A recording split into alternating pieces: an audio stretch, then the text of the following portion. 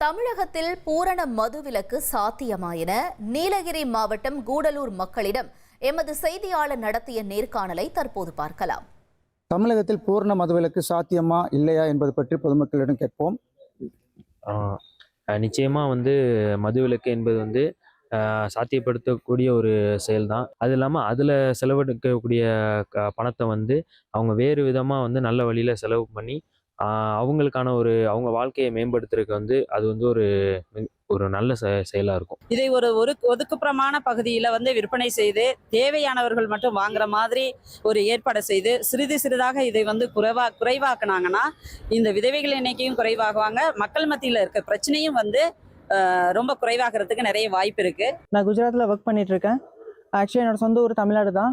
அங்கே பார்த்தீங்கன்னா மதுன்றது மொத்தமாக தடை பண்ணி வச்சிருக்காங்க. அண்ட் நம்ம ஊரில் தடை பண்ண இன்னும் பண்ணவே இல்லை. அது தடை பண்ணாங்கன்னா இங்கே எல்லாருமே நல்லா முன்னேற்றம் அடைஞ்சு நல்லா இருப்பாங்க. நம்ம ஊர் பார்த்தீங்கன்னா ஃபுல்லாகவே இந்த மது நம்பி தான் இருக்கிற மாதிரி போயிட்டு இருக்கிறது.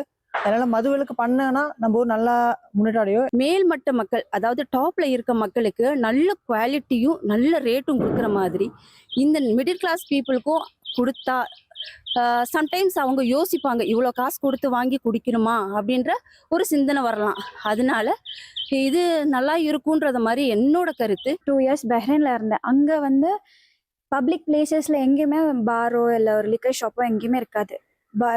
குடிச்சிட்டு எவ்வளோ பெரிய பர்சனாக இருந்தாலும் குடிச்சிட்டு வந்தாங்கன்னா உடனே அரெஸ்ட் பண்ணிடுவாங்க. ஸோ அந்த மாதிரி ரொம்ப ஸ்ட்ரிக்டாக கொண்டு வந்தா ஏதாவது மாற்றங்கள் தெரியுமே தவிர உடனே நம்மளால பண்ண முடியுமான்னு கேட்டால் கிடையாது. தமிழகத்தில் மதுவிலக்கை உடனடியாக இல்லாவிட்டாலும் படிப்படியாக அமல்படுத்த வேண்டும் என கூடலூர் மக்கள் தெரிவித்த கருத்துக்களை பார்த்தோம்.